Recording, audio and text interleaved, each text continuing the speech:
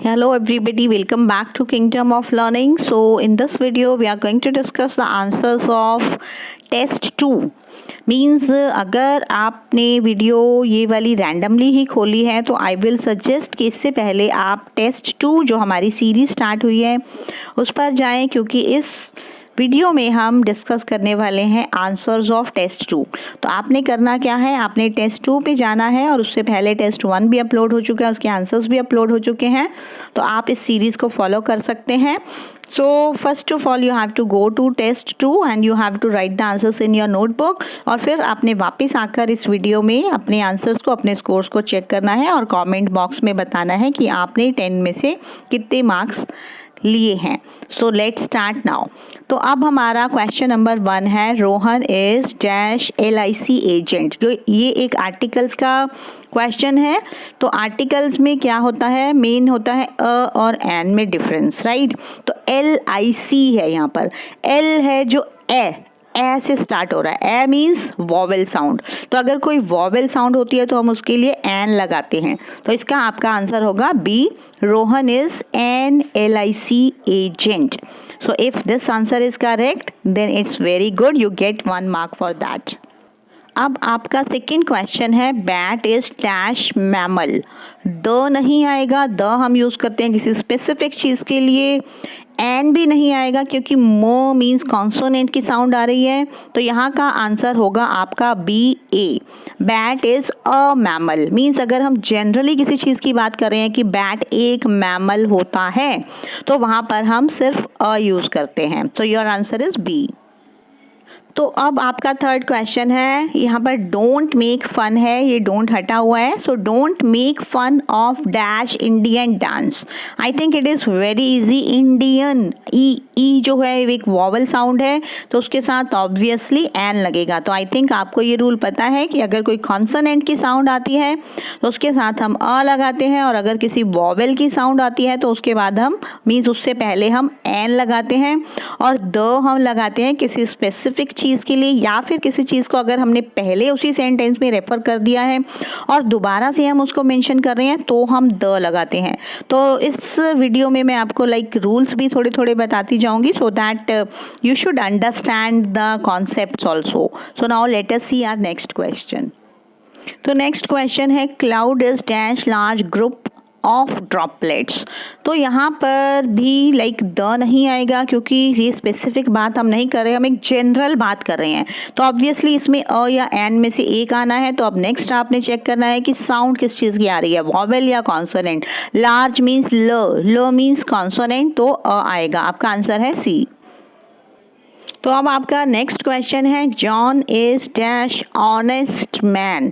अब ये बहुत इंटरेस्टिंग है और मोस्टली स्टूडेंट्स इसमें मिस्टेक करते हैं क्योंकि उनको दिख यहाँ रहा है एच मीन्स ह की साउंड जो कि कॉन्सोनेंट है, बट यहाँ पर एच जो है वो साइलेंट है।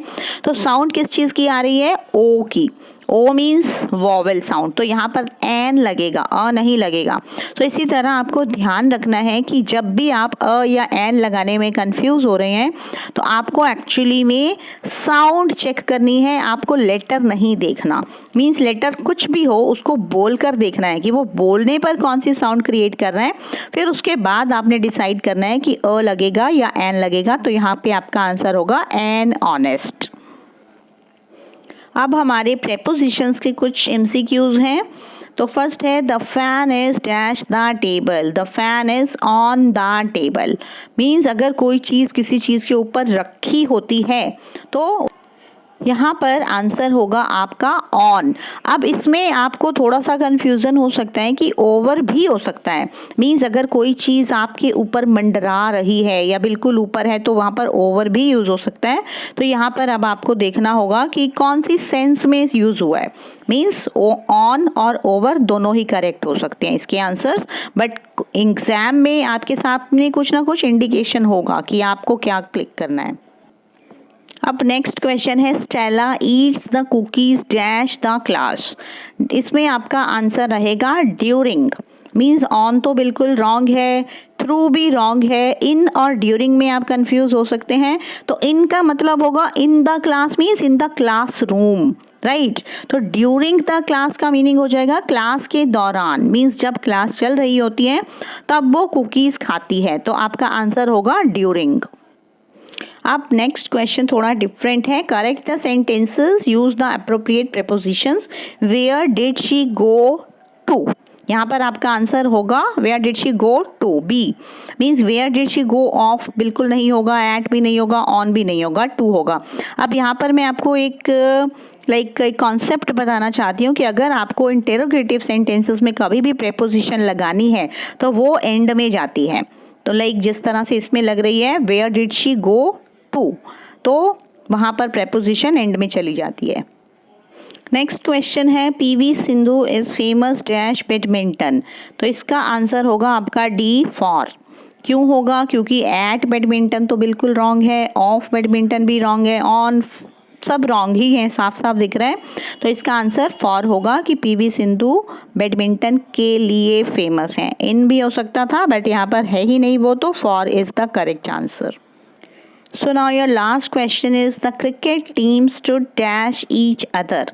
तो अब बिटवीन तो बिल्कुल रॉन्ग है, बीच में नेक्स्ट टू ईच अदर भी रॉन्ग है, तो यहाँ पर आपका आंसर बिहाइंड भी रॉन्ग है। ऑपोजिट मीन्स जब भी कोई मैच चल रहा होता है तो दो टीम्स जो होती हैं वो एक दूसरे के आमने सामने ऑपोजिट खड़ी होती हैं, तो ऑपोजिट आएगा आपका करेक्ट आंसर। तो यहाँ पर आपको ध्यान देना है कि जैसे अगर कोई दो घर भी आमने सामने होते हैं तो you can say that his home is opposite to my home, कि ऑपोजिट है, ऑपोजिट डायरेक्शन में है। तो इस तरह से ये ऑपोजिट आंसर जो है आपका करेक्ट होगा। तो अब आप फटाफट कमेंट बॉक्स में लिख कर बता दें कि how many marks have you scored out of 10, and we will meet in the next video that will be test 3. Stay tuned for that. I'll try to upload it as early as possible, and subscribe to Kingdom of Learning and like the video.